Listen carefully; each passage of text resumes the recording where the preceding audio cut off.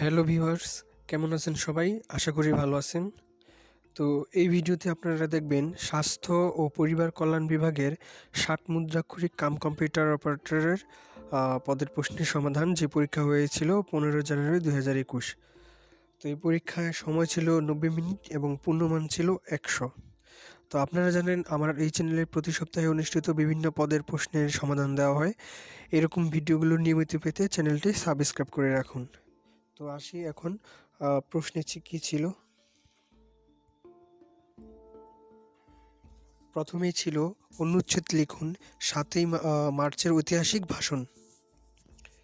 ২ নংয়ে ছিল এক কথায় প্রকাশ করুন। যা আঘাত পায়নি, অনাহত। অক্ষির অভিমুখে, প্রত্যক্ষ। অসুয়া নেই এমন নারী, অনসূয়া। ঈষৎ পীতবর্ণ, পীতাভ। অধর প্রান্তের হাসি, বক্রষ্টিকামর। ৩ নম্বরে ছিল এক কথায় উত্তর দিন। ক. সুপ্ত এর প্রত্যয় কি? উত্তর সবযুগ কয়ত। এখানে কয়ত হচ্ছে প্রত্যয়। সন্দেশ কি ধরনের শব্দ? উত্তর রূঢ়ি শব্দ। গ. বিশেষ্যপদ কত প্রকার? উত্তর বিশেষ্যপদ ৫ প্রকার। ঘ. পঞ্চায়েত কোন পদ? উত্তর এটার সমষ্টিবাচক বিশেষ্যপদ। ও. আদেশ ক্রিয়ার কোন ভাব? উত্তর অনুজ্ঞা ভাব। ৪. সন্ধি বিচ্ছেদ। বৃষ্টি, বৃষ যোগ তি।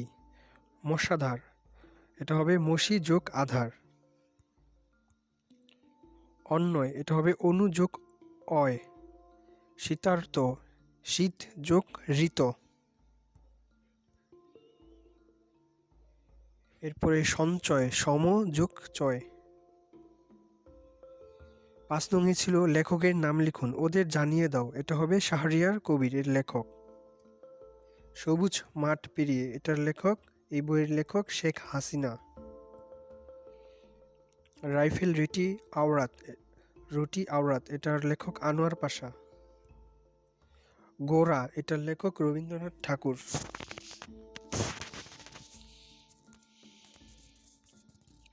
সময়ের প্রয়োজনে, এটার লেখক জহির রায়হান। এরপরে ছিল ভাব সম্প্রসারণ। চন্দ্র কহে বিশ্বে আলো দিয়েছি ছড়ায়ে, কলঙ্ক যাহা আছে তাহা আছে মোর গায়ে। এরপরে ছিল ফিল ইন দ্য গ্যাপস ৭ নম্বরে। এই নম্বরে ছিল I have been looking dash you for a long time. এখানে হবে for. I have been looking for you for a long time. এরপরে ছিল বি নাম্বারে, the train is running dash time. এটা হবে অন টাইম। এরপরে সি নাম্বারে ছিল he is older than dash by 5 years. এখানে হবে by. He is older than I by 5 years. এরপরে D, check dash beast in you, check the beast in you.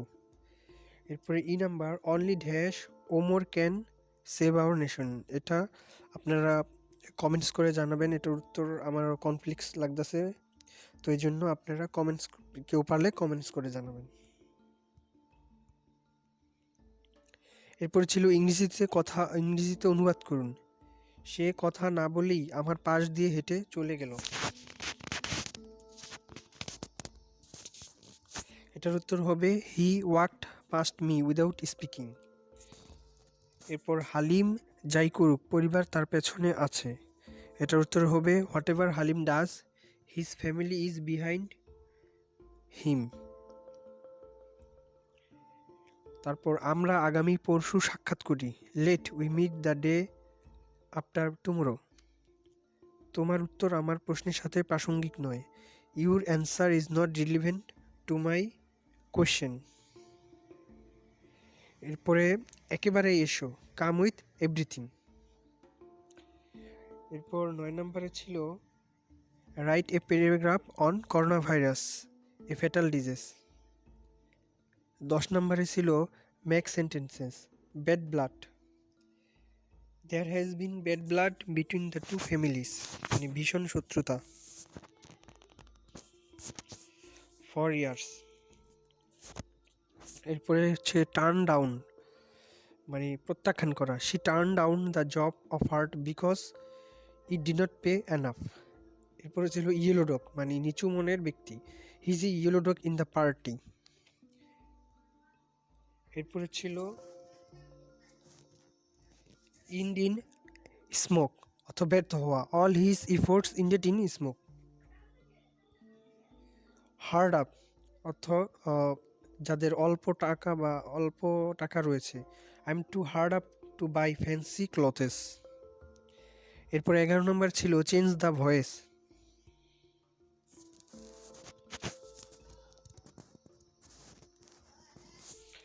Do you like me, এটার উত্তর হবে am I liked by you. তারপরে please do the work, এটার উত্তর হবে let the work be ডান।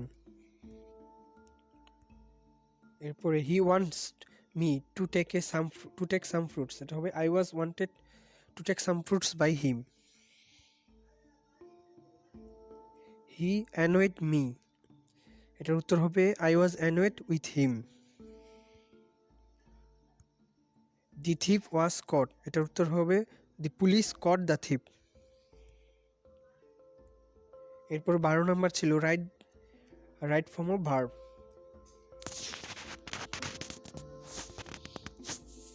প্রথমে ছিল each of the girl be present in the class party, এটার উত্তর হবে each of the girl was present in the class party yesterday. You he and I dash be friends, এখানে হবে you he and I are friends.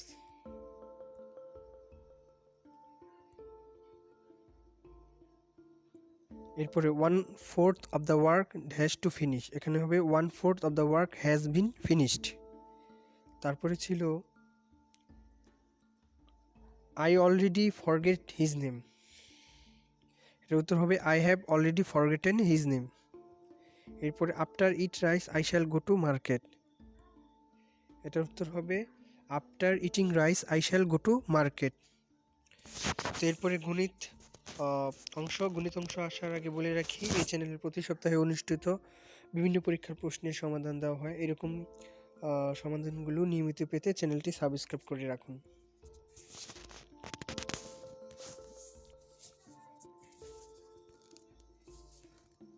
তো প্রথমে 13 নম্বর অঙ্ক, একটি জমির ক্ষেত্রফল 192 বর্গমিটার, জমিটির দৈর্ঘ্য 4 মিটার কমালে এবং প্রস্থ 4 মিটার বাড়ালে ক্ষেত্রফল অপরিবর্তিত থাকে, জমিটির দৈর্ঘ্য ও প্রস্থ নির্ণয় করো।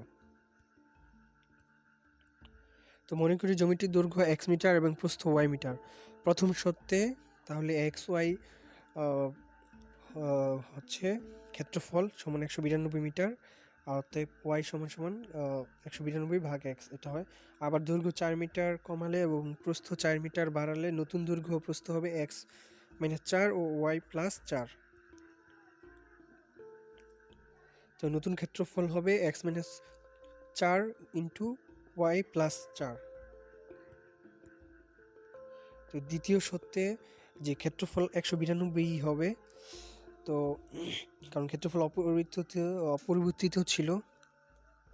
তো ভিডিওটি থামিয়ে নিয়ে আপনার ক্যালকুলেশনটি দেখে নেবেন।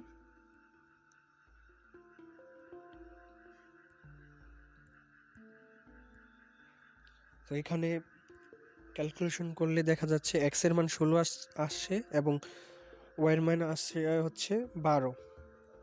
তো অতএব দৈর্ঘ্য 16 মিটার এবং প্রস্থ 12 মিটার, এটাই এই প্রশ্নের উত্তর। এরপরে 14 নম্বর, একটি গাছ ঝড়ে এমনভাবে ভেঙে গেল যে ভাঙা অংশ দণ্ডায়মান অংশের সাথে 60 ডিগ্রি কোণ উৎপন্ন করে গাছের গোড়া থেকে 15√3 মিটার দূরে মাটি স্পর্শ করেছে, সম্পূর্ণ গাছের দৈর্ঘ্য নির্ণয় করো। তো আপনারা চিত্রটি দেখতে পাচ্ছেন। মনে করি সম্পূর্ণ খুঁটির দৈর্ঘ্য এখানে বিডি ধরছি, সম্পূর্ণ খুঁটির দৈর্ঘ্য। খুঁটিটি এ বিন্দুতে ভেঙে গিয়ে বি বিন্দু থেকে 15√3 মিটার দূরে সি বিন্দুতে পড়েছে এবং দণ্ডায়মান অংশের সাথে অ্যাঙ্গেল বিএসি সমান 60 ডিগ্রি কোণ উৎপন্ন করেছে। অতএব বিসি সমান 15√3 এবং এডি সমান সমান এসি, কারণ এসি হচ্ছে এডি ভাঙাংশ। এখন ত্রিভুজ এ বি সি থেকে পাই 10 অ্যাঙ্গেল বিএসি সমান সমান বিসি ভাগ এবি। অতএব 10 60 ডিগ্রি সমান বিসির মান 15√3 এবং এবির মান নাই, তো এটা ক্যালকুলেশন করলে এবি সমান সমান 15 আসে, আর 10 সমান সমান হচ্ছে লম্ব বাই ভূমি, এটা আমরা জানি।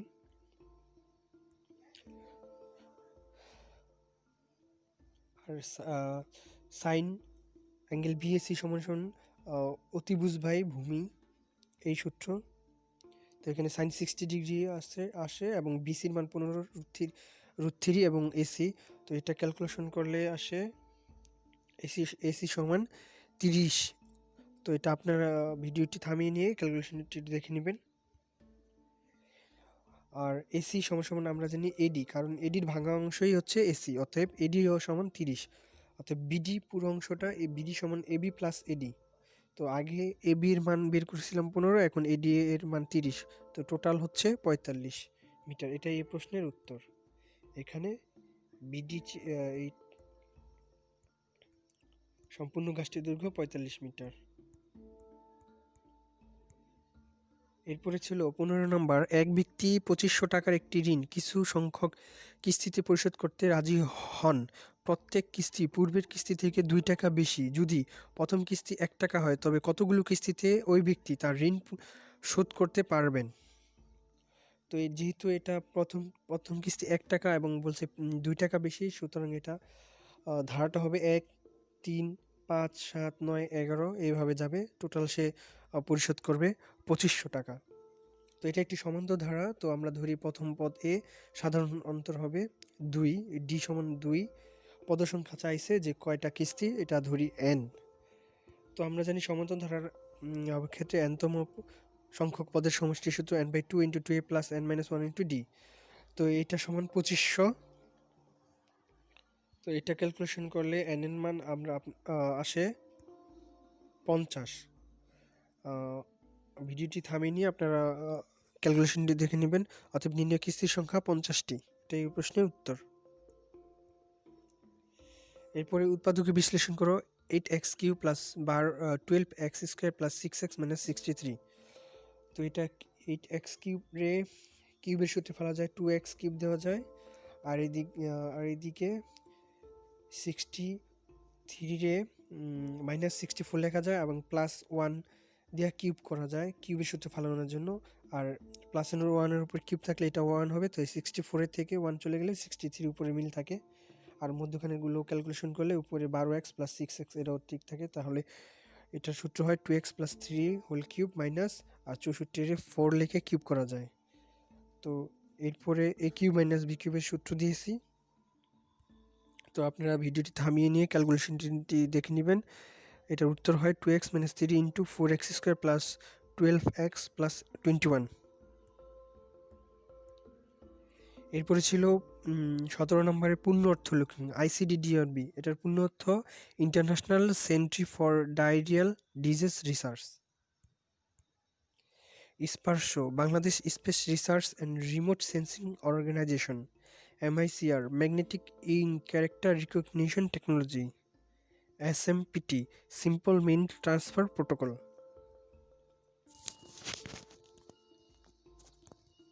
নায়েব, national academy for educational management. এরপরে ছিল সাধারণ জ্ঞান। স্বোপার্জিত স্বাধীনতা ভাস্কর্যটি কোথায় অবস্থিত? উত্তর ঢাকা বিশ্ববিদ্যালয় TSC-তে।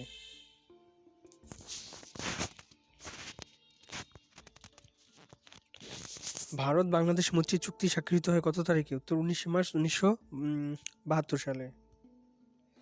বঙ্গবন্ধু 1 স্যাটেলাইট বহনকারী রকেটের নাম কি? উত্তর ফ্যালকন 9। ঘ অপারেশন থান্ডারবোল্ট কি? উত্তর 2016 সালে গুলশানের হোলি আর্টিজান রেস্তোরাঁর হামলার ঘটনায় আইন শৃঙ্খলা বাহিনী কর্তৃক পরিচালিত অপারেশনের নাম হচ্ছে অপারেশন থান্ডারবোল্ট। নম্বর বঙ্গবন্ধুর ঐতিহাসিক ৭ই মার্চের ভাষণ সংবিধানের কোন কোন তফসিলে অন্তর্ভুক্ত করা হয়েছে? এটার উত্তর হবে পঞ্চম তফসিলে। এরপরে ছিল বিশ্বের গভীরতম খালের নাম কি? এটার উত্তর হবে পানামা খাল। তারপরে ছিল পদ্মা সেতুর দৈর্ঘ্য এবং স্প্যান সংখ্যা কত? উত্তর হবে ৬.১৫ কিলোমিটার এবং স্প্যান ৪১টি। নম্বরে ছিল মুক্তিযুদ্ধে বাংলাদেশকে ১১টি সেক্টরে কে ভাগ করেছিলেন? উত্তর তাজউদ্দিন আহমেদ।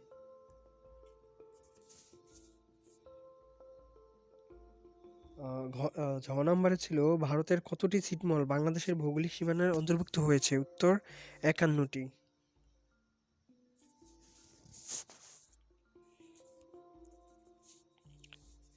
নম্বরে ছিল পোর্ট অফ স্পেন কোন দেশের রাজধানী? উত্তর ত্রিনিদাদ অ্যান্ড টোবাগো।